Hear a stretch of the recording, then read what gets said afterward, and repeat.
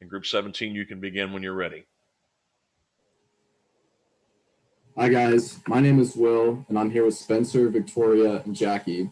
And today we're going to be talking about brick and mortar and whether or not the industry is dying.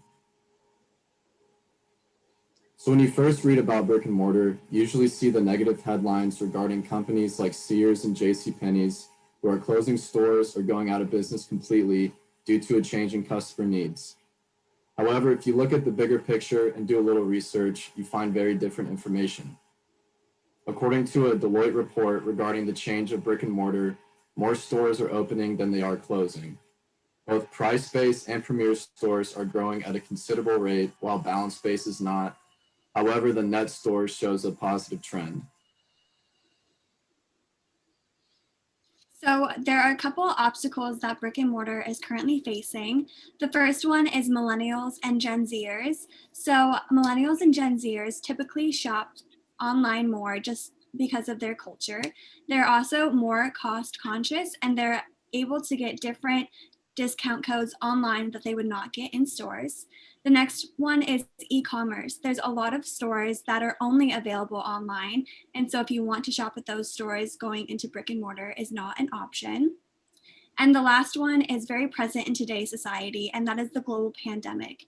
Because of the global pandemic, many people are afraid to go into crowded malls and crowded grocery stores in fear of catching COVID-19. So how does this tie in with supply chain? The first one is CRMs. So with brick and mortar stores, they're creating loyalty programs and exclusive in-store offers to encourage people to visit their stores. The next is sales and operations planning. So this places a super high emphasis on knowledgeable employees. And this also requires stores to adjust in-store needs to meet the local community's needs. And the last one is quality management. So with quality management online, you can't see what you're getting before you order it. So with brick and mortar stores, there are actually less returns because of the tangibility aspect that you don't get online. So with this, there are several opportunities for brick and mortar stores. The first one is the pace that it moves at. The retail industry is moving at a very fast pace. So this is require brick and mortar stores to move at that fast pace as well. The next is age. So older people over the age of 35 are way more likely to shop in store rather than online. The next is the tangibility that we just discussed. In-store goods provide customers with an experience that cannot be matched when you're shopping online.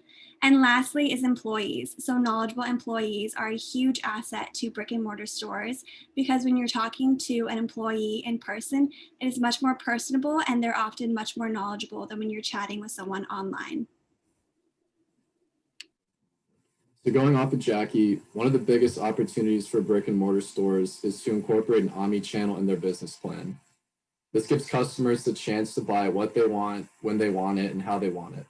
This means blurring the line between offline and online shopping. Another really cool use of an omni-channel is using retail stores as fulfillment centers. This lowers shipping costs as well as turns stagnant inventory over. Another opportunity is creating a more visual experience. This means connecting shoppers with employees and incorporating technology to increase convenience, the criteria that is critical in order to reach millennials. This includes having showrooms where customers can virtually try items on and having RFID tag clothing to eliminate the problem of long lines. So what does all this mean? It simply means that brick and mortar isn't dying, it's just changing. Stores need to focus on the consumer over the product and create an experience that is more than just having an appealing storefront. The companies that implement these opportunities will still thrive, while those that do not change will suffer. Target is a group that we as a, or as a company that we as a group decided to focus on, who early on realized the possibility of death of brick and mortar. And since then, Target has become the perfect example of a retailer who's been executing effective innovation measures to retain walk-in customers, as well as to adapt to the new e-commerce era. Target is a company that understands the overall costs and the total difficulty that comes with e-commerce, hence their reasons to innovate not only their brick and mortar stores, but also innovate their partnerships. And we as a group will talk about all of this. E-commerce might be easy and quick for the at-home customer, but it's really not so simple for a store like Target, whose revenue from grocery sales alone is about 20% of its total revenue. E-commerce gets difficult when trying to ship grocery, as the government has placed many restrictions on transporting those goods to the customer at home. Also, Target has had problems with customer checkout privacy in the past, and therefore, as many more customers are deciding to purchase their goods online, Target has been required to up their PCI compliance in order to make sure that every checkout with a customer on Target Online is encrypted. And lastly, like all other retailers, Target has been forced to account for more variable costs with the increased shipping rates when delivering the goods to the customers at home. Okay, so we wanted to put you guys in the position of being a Target customer. Something that Target has done really well is being able to innovate to the market that doesn't want to go to brick and mortar, which is us. It's the Gen Z millennial age bracket. And so what we see is that the way that Target has been able to innovate to the customer is by changing 5 things. The first one is through a personalized shopping experience. You guys have all been to the Target on West 7th, I hope, because it's great and you should go there. But you don't go in with 5,000 items you need to get. You go in with an item to get eggs, and you come out with $90 worth of useless garbage that you don't really need. That is what Target does. That is why Target's brick and mortar store is so important. And they recognize that. They recognize that a personalized shopping experience is so important to its overall reputation as a Target company. And so they've been able to actually personalize their shopping experience for the customer. They do that through simple things like quick returns. Target does this thing now where you don't even need to show them your receipt. You just show them the card that you bought something on, and they will be able to quickly return the money that they owe you because you needed to return an item.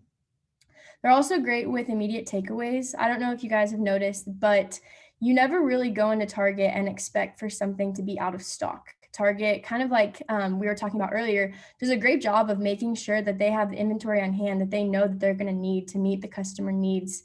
And a lot of this comes from data analytics. Target's data analytics teams probably analyze a whole lot to determine what different stores have as their innovation needs and what they need to use in order to make sure that the customer wants to buy things correctly. They're also great about targeting young professionals. If you think about the Target on West 7th, that is such a strategic location because a lot of young professionals in the area actually live around there. And they also want to do this through customer service. They know that we as Gen Zers want good customer service. And a way that they've actually been able to do this through the pandemic is through the customer checkout, the self-checkout experience. And so they have an employee whose entire job all day is wiping down those self-checkout counters each time a customer has gone through. Target's also done a great job of being able to innovate with other businesses. So when you think about the fact that you have Target online and then you have Target in store, one thing that Target does a good job of is paralleling these 2 platforms. One thing they do is they partner with a company called Shipt. So I don't know if any of you guys have tried to do same-day delivery for Target groceries, but the way that Target is able to do that by combining those 2 platforms is actually partnering with Shipt, who is the one that takes the items from a Target center and brings it to your doorstep. And kind of like we were talking, I think Will was talking about earlier, they do this because they are able to use their brick and mortar stores as distribution centers. Another way that they've been able to help local businesses is Omnicart. So Omnicart is a cart business that actually fixes all of the shopping carts that you'll see in Targets around the country. And the way that they're able to do this is they keep Target in business because Target shoppers need a cart for all the goods that they're going to buy. And by Target keeping their brick and mortar store, they're actually able to keep Omnicart in business as well. And additionally, and finally, probably the most important is this whole idea of commercial real estate. If Target were to go completely online, that means that there would be hundreds of locations with empty warehouses, empty parking lots, and this could be a complete change for the commercial real estate industry if Target were to go completely online, which they don't want to do. And so kind of at the end of this research, the main thing that we would say is that the survival of the retail store is the supply chain innovation that comes from within its core. Target will not be able to survive unless they know that they need to innovate their brick and mortar store. And we've seen them do that, and we've seen other countless retailers do the same. So with that, we want to open up the floor for any questions, and thank you for listening.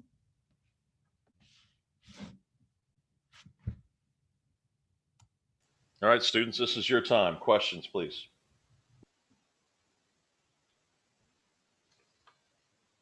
So you guys gave the example of Target as a good brick and mortar store that kind of adapted to the change to e-commerce and all those things. Is there any other examples that you guys would say that are similar to Target in the real world that you found within your research that are doing some things like they are? And then if no, then if there's any that are really struggling with that, if you have an example.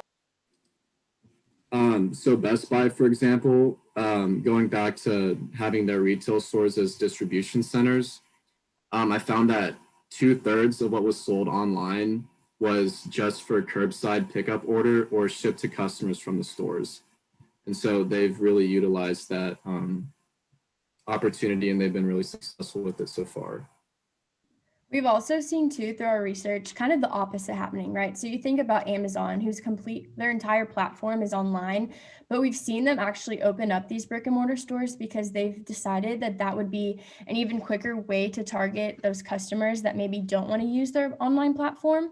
And so while you see Target having to innovate their online platform to then match their brick and mortar platform, you kind of see the opposite with Amazon. And they do that through even like the convenience. So you can go into these like new Amazon grocery stores and you don't even check out because the way that the carts have technology is the carts know what you have in your cart and you literally just you pay through the cart and are able to leave. Thanks. Do you think that having, like you said, like Target has Shipped, which creates like almost like a different platform people to grab like store-bought items from the comfort of their home while still being able to get them at a reasonable time of like that day? Do you think that this will give rise for more companies to directly have their own like online ordering like kind of like shopping service instead of just like this kind of third service that's happening right now with like say like Grubhub or like DoorDash, where like they're grabbing like food from a restaurant, like, but they're their own company? Do you think it will give rise to the company creating their own section of the corporation for that? Yeah, I definitely think that they started using companies like Shipped and the different like Grubhub and Uber Eats due to the global pandemic, since they were already existing. And so it was easier for them to start incorporating the different shipping services that were currently existing. But I think as time goes on, Target will continue to further innovate and expand their own company to have a branch such as Ship It within itself. I'll take the last question for this group in here. Well done, by the way. Did you see anything or did you learn anything about how the configuration of Target stores might need to change in the future to more effectively address how this evolving use of the storefront is going to happen? Yes, so I think that like Will was saying earlier, that Target is going to start using their current stores as distribution centers. So I think we will see a smaller area containing like groceries and clothes and things for people to just walk around and buy, and a much bigger portion of the store will be dedicated to housing inventory for people that are shopping online and doing in-store pickup and things like that. All right. Thank you, Group 17. Well